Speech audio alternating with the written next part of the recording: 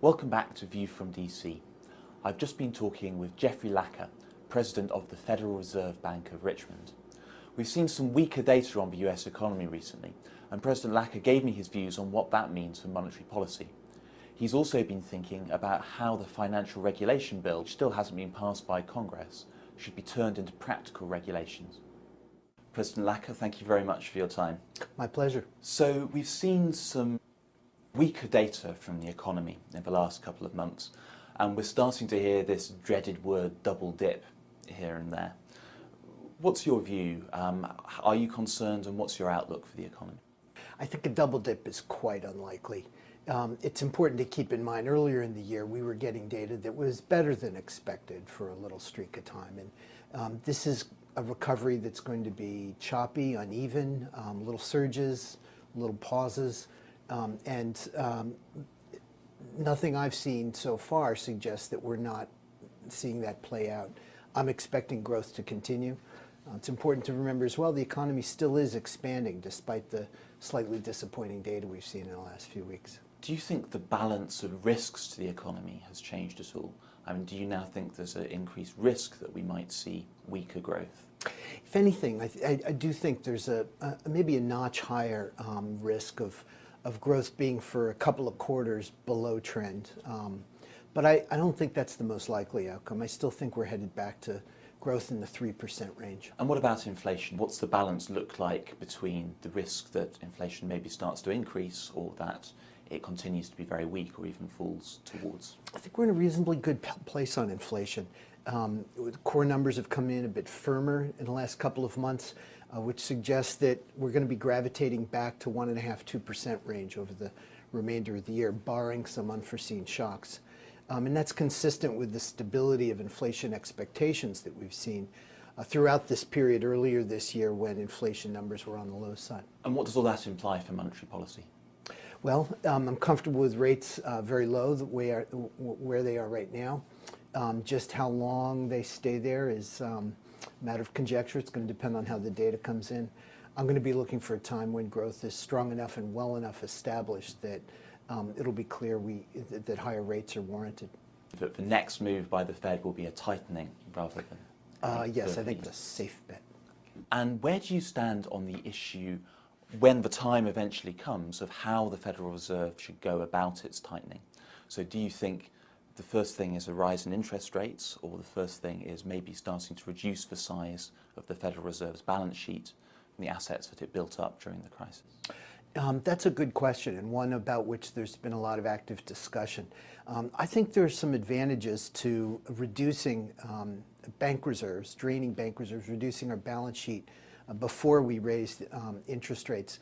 And the reason has to do with just the confidence we can have about the effect of a change in interest rates on broader market interest rates and on the economy as a whole. I think we have a better idea of how that's going to work when reserve balances are low than if they remained high. Let's turn now to financial regulation, which is an area where you've been quite vocal. What do you think of the financial regulation bill, which has almost passed its way through Congress? It has its good points and it has its aspects that are going to be a challenge for us going forward to make them work. On the good side, I think restricting our lending powers, transferring them to the Treasury explicitly, emergency lending powers, is a good thing. I think the tighter capital restrictions will be a good thing. I think that reducing some of the impediments that were in the Gramm-Leach-Bliley legislation on our ability to look at non-bank entities is a good thing. More broadly, just the fact that it gets out of the way the uncertainty about what this whole thing was going to look like. On the challenging side, I'd point to resolution authority. I think it's going to be important for regulators to provide some clarity about how they tend to implement those powers, because the bill gives them a tremendous amount of discretion.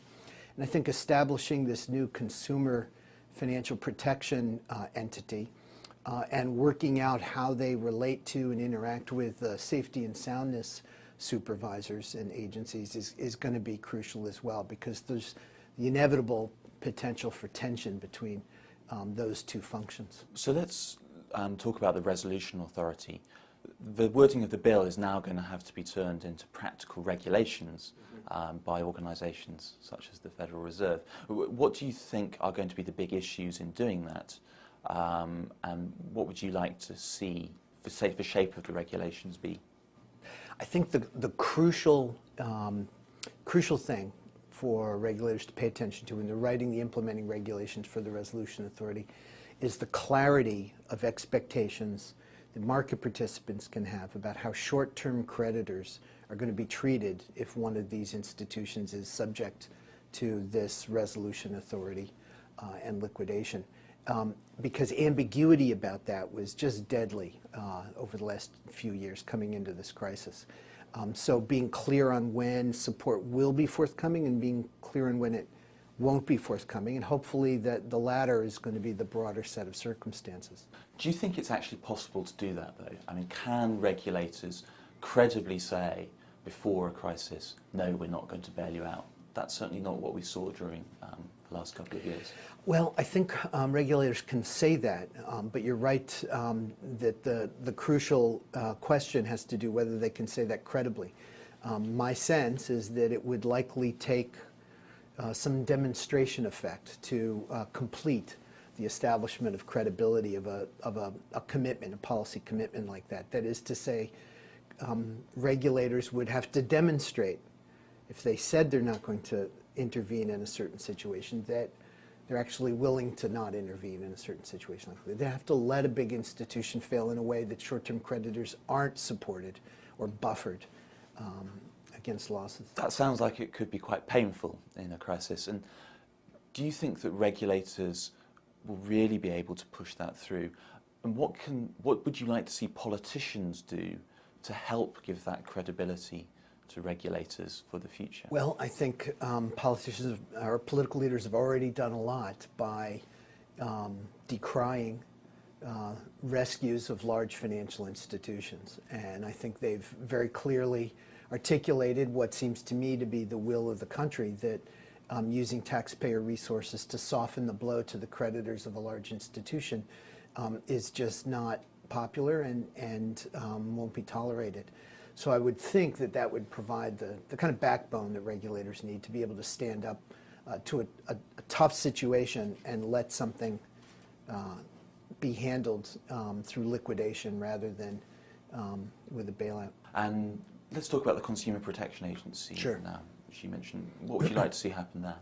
Well, we've already gone a long way in the last couple of years towards crafting consumer regulations that do more to protect consumers against unexpected or unanticipated increases in their costs ex post after something happens to their situation, either through a deterioration in their credit rating or and repricing, as with credit cards, or through overdrafts and the like. So we've already gone a long way. It's not clear to me how much farther we ought to go.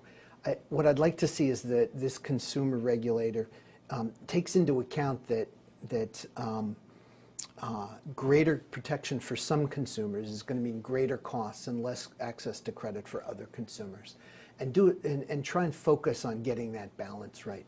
I think the other thing is just to be mindful of the extent to which things that affect consumer credit are often means of managing risk for a lender, and getting the balance right between safety and soundness considerations and the ability of a lender to manage a portfolio of consumer credit extension and the protection of consumer interests, as it seems. Could you give an example of where you think that balance could go wrong? There's myriad examples in credit card world, mortgage world, and the like.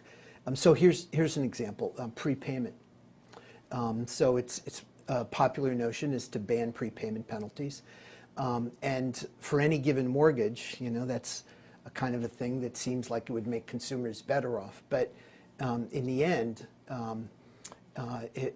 without prepayment penalties, there's going to be higher costs to lenders, and they're going to have to pass that on to consumers. So it just means a shift in the end in costs between those who know they're going to prepay or those who know they won't prepay. What are you seeing on the ground in your district, the 5th district of the Federal Reserve System? Well, our district stretches from Maryland to South Carolina and out into West Virginia, and experience has been varied across that region. Washington, D.C. area and suburban Maryland, Northern Virginia has held up relatively well through this recession, essentially due to the presence of large federal government spending up here, and in addition, technology, defense companies and the like. West Virginia is suffering now because of the run-up and then fall in energy prices and a tremendous amount of uncertainty about the status of energy regulation and environmental regulation that affects the energy business. Down in the Carolinas, heavily manufacturing down there, hit hard by the fall in exports a year and a half ago. The recovery is uneven, however, and they have a ways to go, and unemployment is higher down there. So that's it in a nutshell. Jeffrey Lacker, President of the Federal Reserve Bank of Richmond, thank you very much for your time. You're welcome. My pleasure.